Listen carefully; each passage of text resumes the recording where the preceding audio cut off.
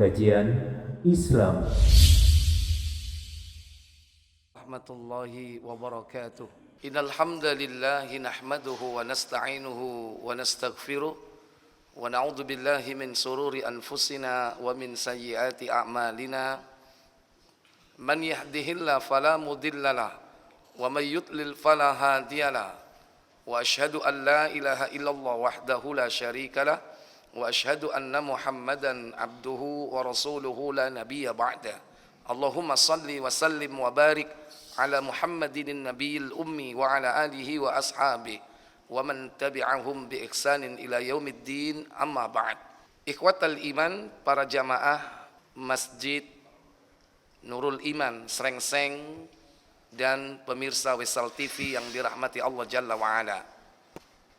Bersyukur kita kepada Allah atas limpahan nikmat, hidayah, taufik. Allah mudahkan kita berkumpul di majelis ini dalam keadaan sehat walafiat. Semoga Allah Jalla wa Ala memberikan kita kemudahan mempelajari satu ayat dari Al-Quran, satu hadis dari Nabi yang mulia.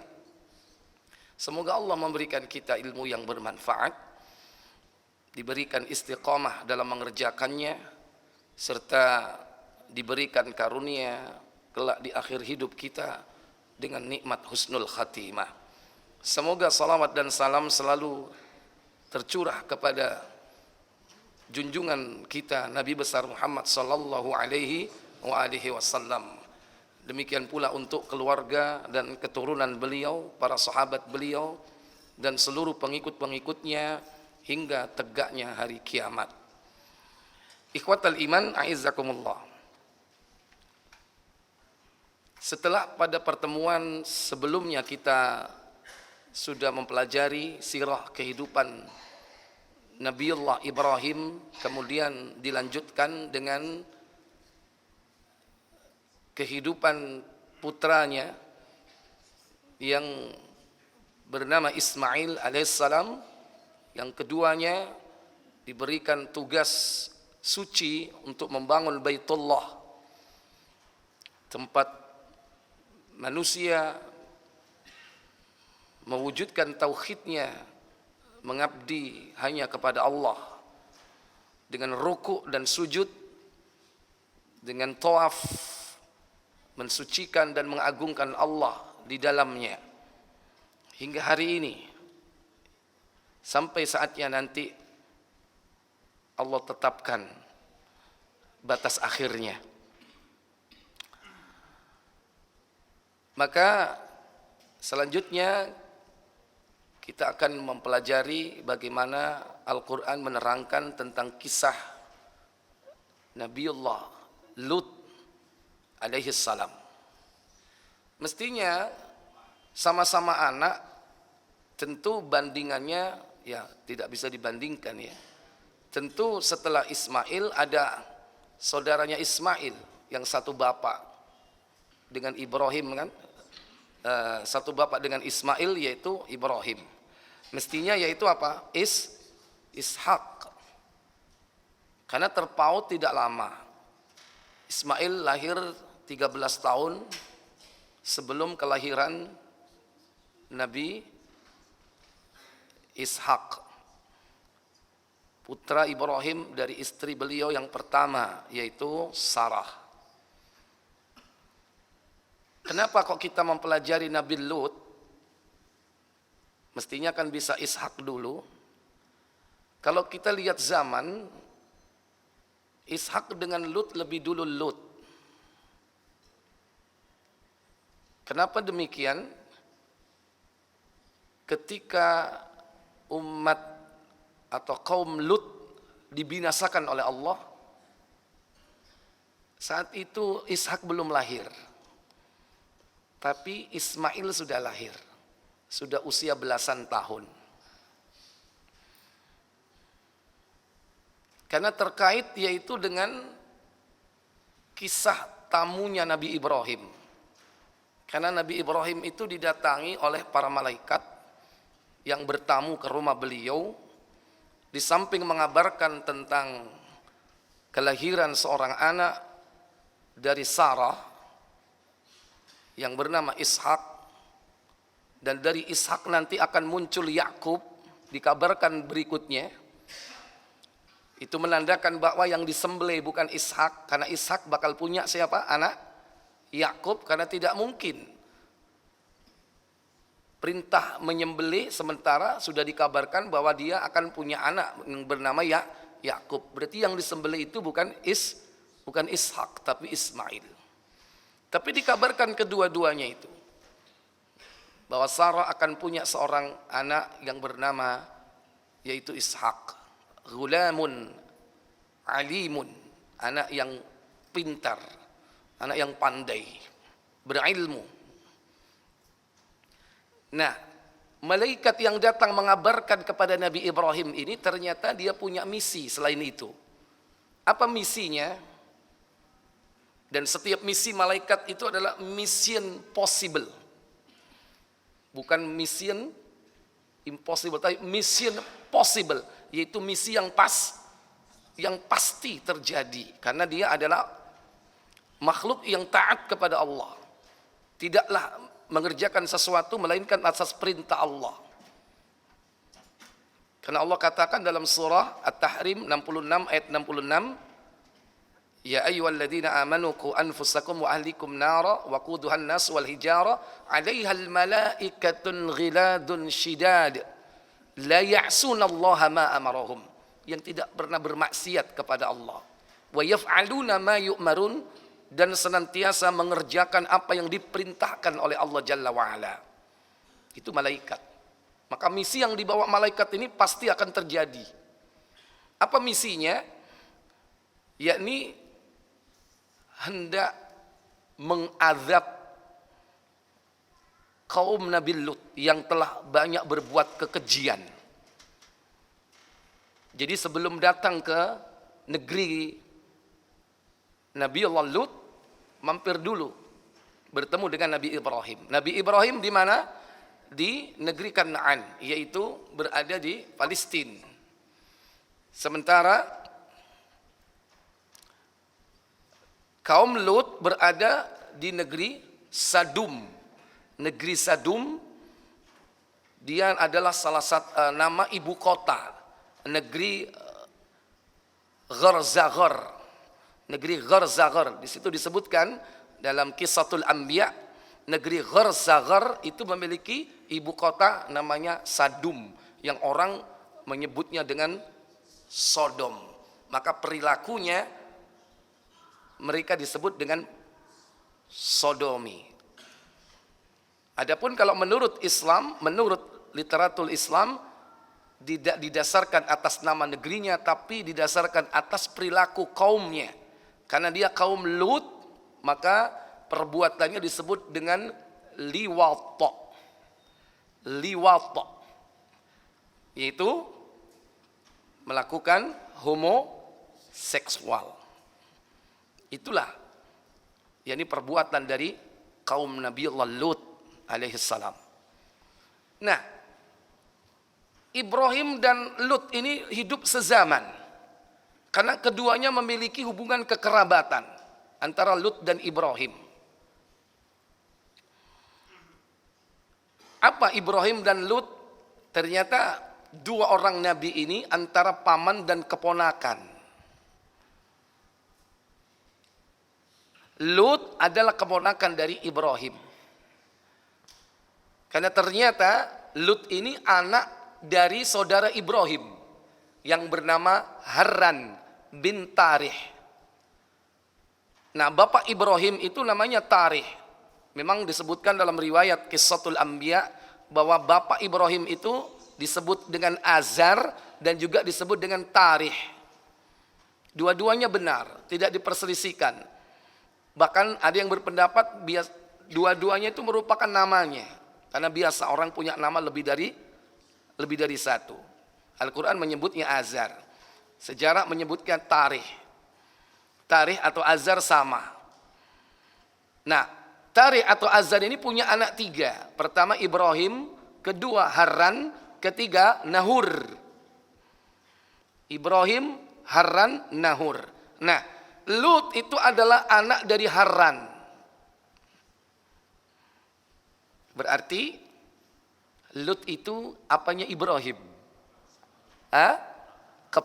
Keponakan. Setelah mereka berdua hijrah dari negeri Mesir, dari negeri Babilonia yang penduduknya melakukan kesyirikan dan Nabi Ibrahim diusir, pergilah Nabi Ibrahim sampai kepada negeri Palestina. Nah, namun Lut ini pindah dari Palestina atas izin Ibrahim ke negeri Sadum. Karena biasa mungkin perintah Allah untuk berdakwah ke negeri itu. Itu menandakan bahwa berdakwah itu ada pembagian tugas. Nah, kamu berdakwah di sana, di Palestina. Kamu berdakwah di mana? Di negeri Sadum. Yang penduduknya mereka berbuat jahat, berbuat keji, melakukan banyak perbuatan dosa. Ikhwatal iman a'izzakumullah. Bagaimana perjalanan beberapa tamu Ibrahim? Di dalam banyak ayat Al-Quran, kisah tentang Nabi Lut ini diceritakan dengan beragam. Bukan bertentangan satu dengan yang lain, akan tetapi melengkapi antara satu dengan yang lain. Tidak kurang ada 9 tempat yang menceritakan tentang kisah Lut. Padahal ceritanya ya begitu-begitu aja. Artinya jelas itu, tapi diulang-ulang. Ini artinya sebagai sebuah stressing atau taukid untuk menekankan bahwa di dalam Al-Quran ini banyak diceritakan kisah Lut. Berarti kita diperingatkan berhati-hati dengan perbuatan mereka. Di antara ayat-ayat yang menjelaskan tentang itu, pertama dalam surah Al-A'raf ayat 80 sampai 84, surat Hud 11 yakni ayat 69 sampai 83. Surah Al-Hijr, surah 15 ayat 51 sampai dengan 57. Surah Asy-Syu'ara itu surah 26 ayat 160 sampai 175.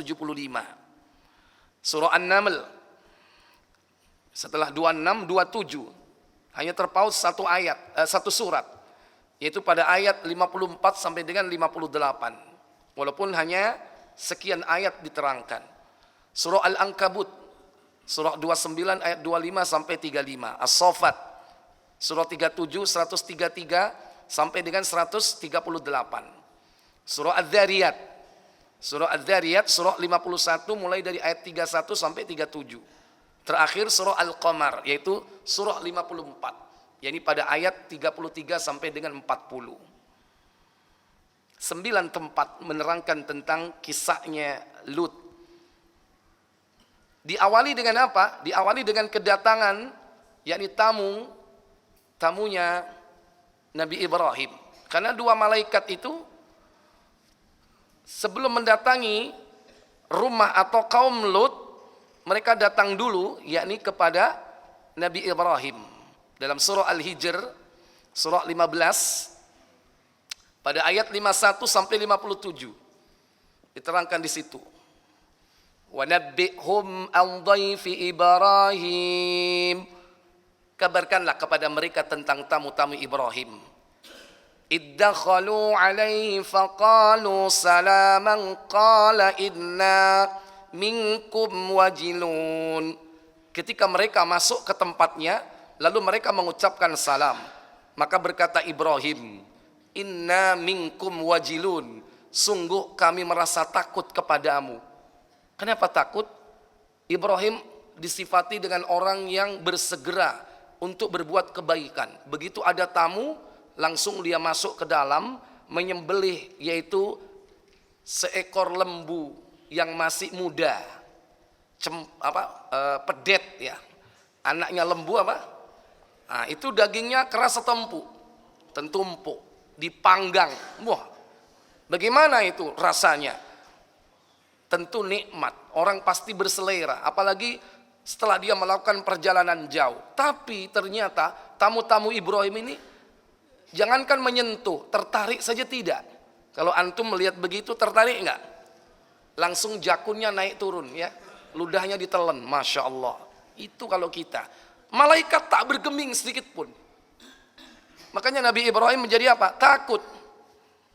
Maka mereka berkata, qalu la taujal inna nubashiruka bi ghulamin alim. Jangan kamu merasa takut Ibrahim. Sesungguhnya aku memberikan kabar gembira kepadamu tentang kehadiran anak laki-laki yang alim. Kemudian Nabi Ibrahim berkata, abasyartumuni ala anna massaniyal kibaru fabima tubsyirun. Kata Ibrahim, apakah kamu memberi kabar gembira kepada aku padahal usiaku sudah lanjut? Maka dengan cara bagaimana terlaksananya berita gembira yang kau kabarkan itu? Ini yang berbicara akal Ibrahim. Seakan-akan tidak mungkin. Saya sudah tua, mana mungkin aku punya seorang anak. Kemudian jawab malaikat itu, qalu basyarnaka bil haqq fala takum minal qanitin. Kami menyampaikan kabar gembira kepadamu dengan benar Ibrahim, maka janganlah kamu termasuk orang yang berputus asa. Maka Nabi Ibrahim menjawab, qala may yaqnut min rahmati rabbih illa dhallun. Tidaklah berputus asa dari rahmat Allah melainkan dia adalah orang-orang yang sesat. Maka Ibrahim berkata, berkatalah Ibrahim, fama khatbukum ayyuhal mursalun. Setelah mendapatkan kabar gembira dari malaikat, maka Ibrahim bertanya, apa urusanmu selain ini? Apa misimu datang ke sini selain memberi kabar tentang kehadiran anak yang akan kuperoleh dari Sarah? Maka malaikat pun menjawab, qalu inna ursilna ila qaumin mujrimin. Kata malaikat itu, sesungguhnya kami diutus kepada kaum pendosa, ahli maksiat, mujrimun, suka berbuat dosa. Di mana itu? Illa ala lutin inna lamunajjunahum illa lamunajjuhum ajma'in. Kecuali Lut dan para pengikutnya, kami menyelamatkan mereka semua, tapi pengikutnya sedikit. Dan Lut ini adalah seorang rasul, bukan hanya nabi. Karena dia diperintah untuk mengajak kaumnya kembali kepada Allah. Dia mendapatkan wahyu untuk mengajak kaumnya kembali kepada kesucian, kepada ketaatan, mentaati yakni sunnatullah dan sunnah para nabinya. Tapi tentu kesudahan yang buruk bagi yang menolaknya. Termasuk siapa yang menolaknya? Yakni istri beliau. Ketika dikabarkan bahwa Allah akan menyelamatkan Lut dan kaumnya, maka diikuti dengan pemberian kabar yakni tentang istrinya yang durhaka. Illa imra'atahu qaddarna ilain innaha laminal ghabirin. Kecuali istrinya. Kenapa? Karena ia termasuk orang-orang yang tertinggal. Artinya tidak mengikuti Lut dan para pengikutnya, tertimpa azab bersama kaumnya. Falamma jaa ala Lutinil mursalin, maka tatkala utusan itu datang kepada kaum Lut beserta pengikutnya, maka Lut merasa tidak kenal dengan mereka. Utusan-utusan dari Allah ini, para malaikat. Termasuk di dalamnya yaitu malaikat Jibril. Dia mengatakan innakum qaumum munkarun. Sesungguhnya kalian ini yaitu orang yang tidak kami kenal, orang asing. Dan membuat Lut menjadi berat. Kenapa? Karena masyarakat Lut, kaumnya ini suka kepada sesama lelaki.